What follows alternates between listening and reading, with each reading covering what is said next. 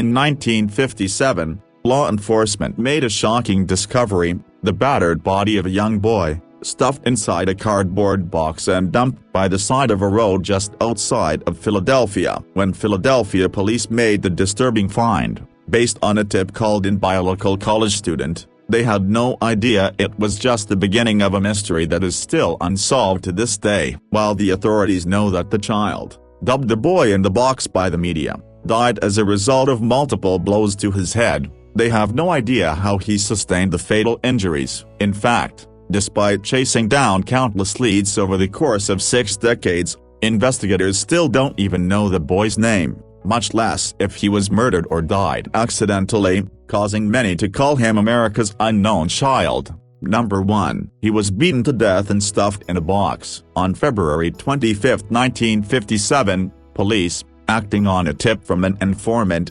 discovered a cardboard box that had been dumped off the side of a country road near Philadelphia, Pennsylvania. Inside the box, which had once contained a bassinet purchased from J.C. Penney, officers found the nude corpse of a young boy, partially wrapped in an inexpensive flannel blanket. The child's lifeless corpse was covered in bruises, and a medical examiner later concluded the boy had died after he sustained multiple blows to the head. Almost immediately, detectives set about trying to learn the identity of the child, who was eventually dubbed the boy in the box, not realizing the many twists and turns their investigation would take as they attempted to find out who the boy was and how he died. Number 2. He may have been killed by a woman who bought him to be a sex slave. Over the course of their investigation, detectives received many tips from people who claimed to know the true identity of the boy in the box and how he died. One of those tips came from a woman known only as Martha, who said when she was a girl, her mother, who worked as a librarian, purchased the child and brought him to their home in Philadelphia. According to Martha, she was told the boy's name was Jonathan, and her mother made him sleep in their dank and dirty basement. Martha said her mother, who had subjected her to sexual abuse, bought Jonathan for the express purpose of using the boy as a sex slave. However, one day, Jonathan vomited in the bathtub, and her mother responded by slamming the boy on the floor, killing him. After the child died, Martha said she accompanied her mother when she went to dump the boy's lifeless body somewhere in Philadelphia. While detectives investigated Martha's claims, which came decades after the boy in the box was discovered, they were unable to find evidence that proved the information she provided was either true or false. And number 3. He may have died accidentally in a foster home. One of the most popular theories about the boy in the box is that he was an orphan who was living at a foster home when he died accidentally, either by falling out of a window or drowning in a lake. This particular theory came from Remington Bristow, a Philadelphia medical examiner, who had been told by a psychic that she thought the child had died while he was living in an old mansion that a couple had turned into a foster home. Apparently, Bristow had already interviewed a husband and wife who ran a children's home out of a mansion, and when he attended an estate sale at their home in 1961 after the family moved away, he said he discovered a bassinet in the house similar to the sort that would have been packaged in a cardboard box like the one the child's body was found in. Bristow believed the boy may have been the secret son of the couple's young daughter, and when he died in some sort of accident, they simply dumped his body because they didn't want to be suspected of murder or have anyone find out about the existence of their illegitimate grandchild. Decades later, a detective followed up this lead by interviewing the woman Bristow thought was the boy's mother, only to find out that she did have a son who died in a freak accident in 1957. However, morgue records proved the boy in the box couldn't have been her child, essentially eliminating this theory. Number 4. Someone may have tried to drown him. One of the reasons Bristow thought the boy in the box could have drowned after falling in a lake, despite having multiple head injuries, was because the bottoms of the child's feet and the palm of one of his hands were wrinkled, as if they had been in water for an extended period of time. Investigators were unable to determine if the boy had been submerged in water before or after his death, but they were able to conclude that he had died from several blows to the head, not drowning. In addition to his wrinkled soles and palm, a medical examiner found the child had small clumps of hair from his head stuck to his body, reinforcing the doctor's belief that the boy had been wet around the time of his death.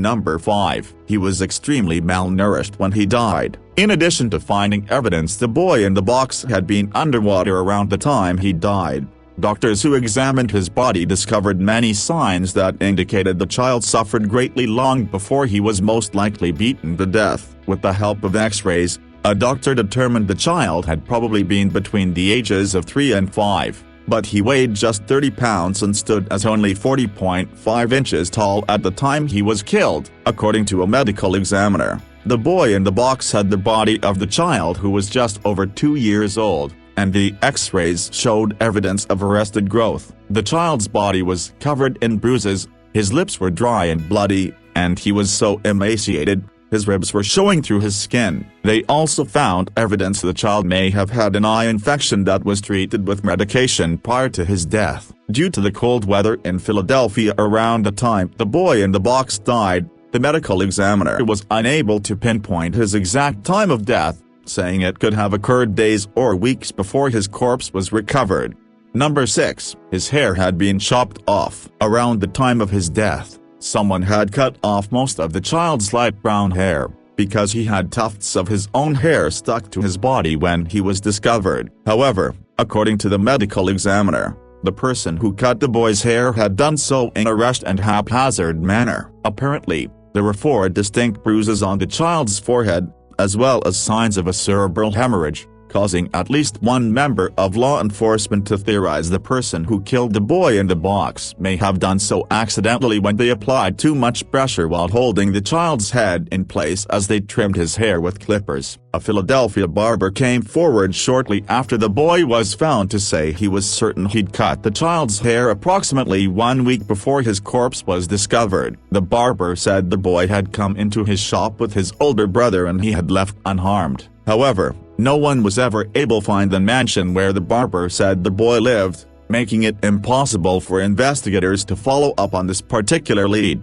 Number 7. He may have been raised as a girl. Another popular theory about the boy in the box is that he had been raised as a girl, which is why investigators had difficulty finding out his true identity. One of the biggest proponents of this theory is Frank Bender, a forensic artist and co-founder of the Vidocq Society, a private group of skilled professionals who are dedicated to solving crimes. According to Bender, the reason the child's hair was cut around the time of his death was to hide the fact that he'd been raised as a girl. Bender also said pictures taken of the boy in the box show evidence that the child's eyebrows had been plucked before or after his death, indicating someone had altered the boy's appearance to make him appear more feminine. In an effort to help identify the child if he had in fact been raised as a girl, Bender drew a sketch of what he thought the boy in the box would have looked like with long hair and bangs. Number 8. The person who found his body waited a day to contact police. While police didn't discover the boy in the box until February 26, 1957, the child's corpse had actually been found the day before by Frederick Benanes. Benanes, a 27-year-old student at La Salle College, told law enforcement he discovered the boy's body the day before when he was chasing a rabbit. But he didn't contact the authorities because he thought the child's corpse was a doll. The college student said he decided to call the police the next day when he learned that a New Jersey child, who later proved not to be the boy in the box, had gone missing. Eventually, investigators learned why Benanes, a man who some people considered a suspect in the boy in the box's death, didn't immediately contact law enforcement. He'd actually been spying on girls at a nearby school when he made his grisly discovery. Number 9. He may have been the son of a carnival worker. In 1961, Philadelphia investigators questioned Kenneth Dudley and his wife Irene Dudley to determine if the boy in the box had been one of the middle-aged couple's 10 children. Mr. Dudley was an itinerant carnival worker, so the entire family traveled up and down the East Coast as he looked for work. However, the Dudleys came to the attention of law enforcement when one of their children, 7-year-old Carol Ann, died as a result of neglect, malnutrition, and exposure. Instead of burying their young child's body in a cemetery, the couple wrapped their daughter in a blanket and placed her corpse in a wooded area in Virginia. Eventually, the authorities learned that 7 of the Dudleys' 10 known children had died as a result of malnutrition and neglect, and none of them had received proper burials. causing Philadelphia investigators to suspect the boy in the box had been one of their sons. However, after questioning the Dudleys and investigating their movements in 1957, law enforcement officials in Philadelphia determined the couple, while negligent parents, were not connected to the boy in the box.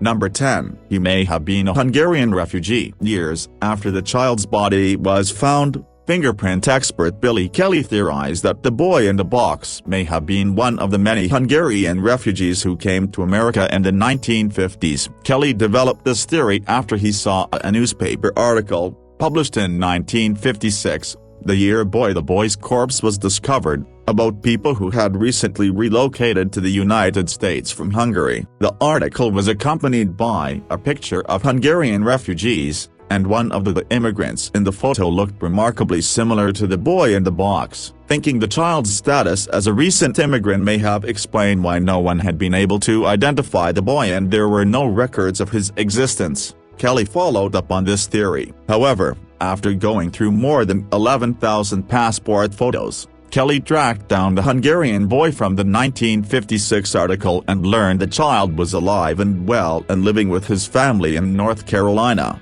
Number 11. He may have been a child who was kidnapped 2 years earlier. On October 31, 1955, less than 2 years before the boy in the box was discovered in Philadelphia, a blonde-haired, blue-eyed, 2-year-old boy named Stephen Craig Damon was abducted in front of a grocery store in East Meadow, New York. When the boy in the box was found, some people questioned whether he was actually Damon because of their ages and physical characteristics. Investigators followed up this lead, only to learn that Damon had broken his arm prior to his disappearance, while the boy in the box didn't appear to have suffered the same fracture. Plus, their footprints didn't match, leading many to conclude the boy in the box probably wasn't Damon. In 2003, law enforcement compared DNA taken from the boy in the box with biological evidence collected from Damon's sister, and they determined there was no link between the two children. Sadly, Damon has never been found, dead or alive, leaving his family to wonder to this day about what happened to the young blonde-haired boy with blue eyes. Number 12. Officials in Philadelphia went to great lengths to try to identify the boy. After the boy in the box was discovered in February 1957, law enforcement assumed someone would come forward to provide the police with the child's identity. However, when no one contacted the authorities to offer the boy's name, Philadelphia officials used a variety of different methods to try to uncover the boy's identity. The authorities created a poster featuring the boy's face, as well as details about the child's physical appearance and the items found near his body. Copies of this flyer were plastered all over Philadelphia and handed out to people on the street, and officials even included a flyer about the boy in the box in every gas bill that was mailed out to residents, all in an effort to find out the boy's name. However, while this poster resulted in loads of tips, it didn't help the police discover the child's identity. Number 13. His body was exhumed in 1998. In 1998, more than 41 years after his body was discovered close to a country road near Philadelphia, officials exhumed the boy in the box in order to collect DNA evidence from his remains. Incredibly, the authorities were able to extract mitochondrial DNA from one of the child's teeth, and they have used this DNA profile to eliminate leads that had included possible living relatives of the boy. The child was buried in a potter's field when he was exhumed in 1998, but after DNA was extracted from his remains, he was placed in a donated casket and reburied at Ivy Hill Cemetery in Philadelphia on November 11, 1998, where he remains today. Number 14. Philadelphia detectives paid for his funeral. When no one came forward to claim the boy in the box after he was discarded like trash near a country road, the Philadelphia detectives who handled the child's case actually paid for the boy's funeral. The child was buried in a potter's field near Mechanicsville with a stone marker that read, "Heavenly Father, bless this unknown boy." The simple headstone also included the date February 25, 1957, the day the boy's battered body was discovered by law enforcement. However, after he was exhumed in 1998, the boy in the box was reburied in Philadelphia's Ivy Hill Cemetery with a new granite headstone that reads, "America's Unknown Child." A bench, which was donated by the Vidocq Society, as well as the child's original marker, are also at the boy's gravesite. Number 15. He still hasn't been identified. While his case has sparked countless tips and leads, the boy in the box still hasn't been identified. However, while his identity is unknown, the child has not been forgotten, with members of the Vidocq Society holding annual memorial services to pay their respects to the boy whose life was tragically cut short. There is also a website, created by a man who was a child living in Philadelphia when the boy in the box was discovered, that is dedicated to America's unknown child and the investigation into his death. While it has been decades since the boy's battered body was discovered off of a country road in Philadelphia, his memory is very much alive because of the many people still dedicated to uncovering the identities of both the child and the person or persons responsible for his untimely death.